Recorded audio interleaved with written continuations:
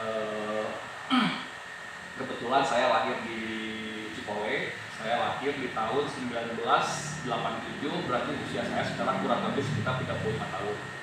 Sekarang saya tinggal di Lembang itu, tepatnya di Cipole, kurang lebih sekitar 10 tahunan lah, kurang lebih. Saya punya istri, anak saya 4. Kalau misalkan dibilang basic, karena di keluarga saya itu nggak ada yang jadi pegawai. Dari mulai kakek saya, bapak saya, paman-paman saya itu semuanya itu dagang.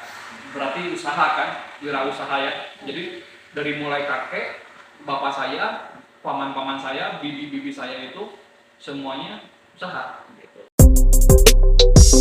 Yang pertama, saya punya yayasan. Yayasannya itu di bawahnya itu ada sekolah. Saya memiliki 3 sekolah. Yang pertama SD Darul Hadis, yang kedua SMP Darul Hadis, yang ketiga SMA Darul Hadis. Nah, terus di bawahnya itu saya memiliki apotek.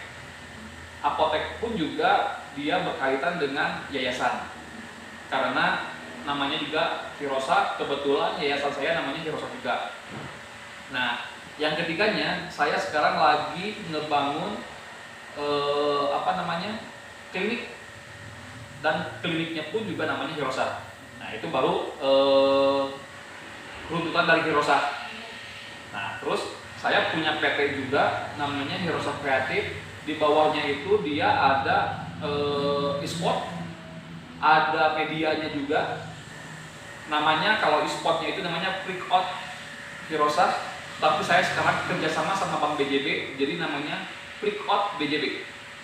Begitu. Kalau misalkan mau cek di Instagram juga ada Freakout Media namanya, yang kemarin menjadi salah satu media partnernya Pindes yang tiba-tiba tenis. Oh iya. Itu kita juga partner juga kemarin. Terus sama restoran. Kebetulan saya sekarang lagi pegang restoran di Dago. Nama restorannya itu The Fog gitu. Cuman kalau restoran di Dago itu bukan pure yang saya pribadi, tapi kita berlima, karena saya cuma menyimpan saham aja di sana begitu.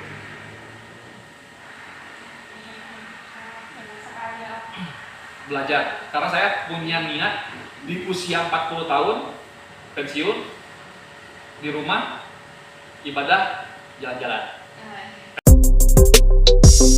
Sejak zaman kuliah. Kenapa saya lebih memilih wirausaha ya? Maksudnya lebih ke bisnis lah ya. Karena begini, bapak saya pernah bilang waktu zaman saya sekolah, bilangnya seperti ini. Kalau kamu pengen punya gaji, berarti kerja. Kalau kamu pengen punya duit lebih, berarti bisnis. Saya itu single fighter sampai hari ini. Karena kalau misalkan saya usaha yang bidangnya agak bertolak belakang, kayak sekolah, kan saya kan bukan orang pendidikan. Gitu kan, agak bertolak belakang, saya lebih ke mempercayakan kepada orang.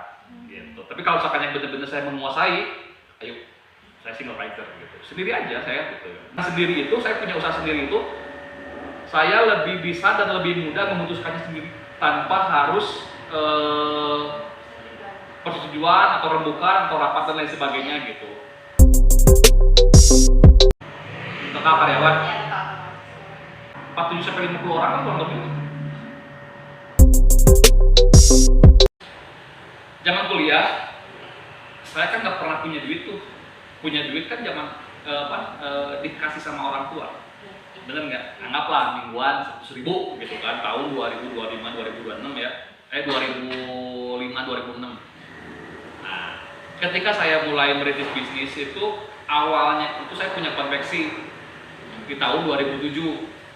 Yang biasanya saya itu nggak pernah pegang duit gede, taunya di konveksi itu saya seminggu bisa pegang uang 2 juta, 2 juta setengah. Berarti kan kalau sebulan berapa? Sekitar 10 jutaan ya. Nah, awalnya dari biasanya nggak dapat duit, taunya punya duit, saya boros.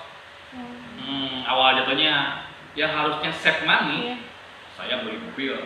Kebayang dong, di usia 20 tahun saya udah punya mobil, beli motor. Terus zaman beli handphone Nokia N70, kan mahal dong zaman segitu ya. Handphone Nokia N70 maksudnya poya-poya lah. Harusnya kan save money. Nah, dikala si konveksinya mulai surut, mulai jatuh, utang di mana-mana. Akhirnya disitulah mulai bangkrut. Tapi semenjak itu saya menjadi punya pelajaran. Oh, ternyata kalau usaha itu jangan boros. Jadi kita nggak apa-apa, boroslah, menikmati hidup buat hasil kerja keras kita ya. Tapi tetap kita harus bisa nge-manage atau mengelola keuangan kita sendiri. Jadi pengusaha itu tidak akan instan tiba-tiba jadi pengusaha, tetap harus diawali sejak dini. Tapi kalau misalkan kita niatnya kuliah buat cari kerja, ya maka jadi pekerja. Tidak langsung seperti kita naik tangga yang licin. Gini, kita naik anak tangga 1, 2, licin jatuh pas.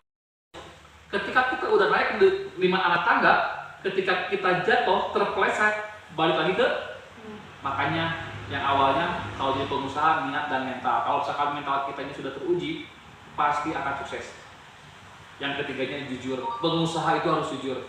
Kalau pengusaha tidak jujur, tidak akan ada orang yang mau merger sama kita. Tidak akan ada orang atau tidak akan ada investor yang mau berinvestasi sama kita. Untuk saat ini saya belum punya kepikiran, karena saya kasih tahu ya, untuk saat ini usaha yang aman cuma 3. Yang pertama, jasa. Jasa itu tidak akan pernah hilang dari zaman dulu sampai zaman sekarang. Kenapa? Karena orang butuh jasa. Yang kedua, pendidikan. Kenapa pendidikan? Ketika orang tua masih bisa melahirkan anak dan anaknya bertumbuh besar, dia akan butuh pendidikan. Makanya usaha yang aman itu pendidikan, berarti punya sekolah. Usaha yang ketiga apa yang paling aman dari zaman dulu sampai hari ini? Kesehatan. Benar nggak? Ketika orang sakit, orang akan mencari apa? Obat. Obat adanya di mana? Apotek. Kalau misalkan kita ke dokter, dokter akan ngasih resep. Dan kemana datangnya? Apotek. Makanya usaha yang aman itu 3. Jasa, pendidikan, kesehatan. Tapi saya, suatu saat, saya ingin punya hotel, saya ingin punya supermarket. Pokoknya mas, intinya mah, yang pertama tuh niat, berani, jujur, udah. Kalau misalkan untuk jadi pengusaha tuh, karena gini, kalau misalkan kita belum punya niat, kita udah punya jujur dan berani, tetap masuk. Nah, kuatkan dulu niatnya, kita berani. Kalau pengusaha itu harus berani. Kenapa pengusaha harus berani? Karena pengusaha itu harus tega. Contoh, saya jualan kelontongan, kamu jualan kelontongan, padahal saya sama kamu adik kakak. Bener nggak? Harus berani. Jadi niat, berani, jujur. Yang ketiganya jujur. Kenapa? Karena kalau misalkan kita jujur, jangankan kita di dunia usaha, di dunia pekerjaan apapun, kalau kita jujur pasti akan sukses. Tipsnya berani mencoba, triknya harus ulet dan tidak. Jadi berani mencoba dan jangan pernah memulai usaha dengan usaha yang viral, karena memulai usaha dengan usaha yang viral tidak akan bertahan lama karena orang akan bosan. Kekurangannya tidak ada waktu buat keluarga, itu yang pertama. Kelebihannya apa yang keluarga minta tercukupi. Minimal hidup ini bermanfaat buat orang lain. Orang itu jalannya sangat banyak, yang penting mau berusaha. Ketika orang lain itu mau berusaha, rezeki tidak akan kemana. Orang lain diam di rumah, rezeki gimana mau datangnya? Udah gitu lah, simpel.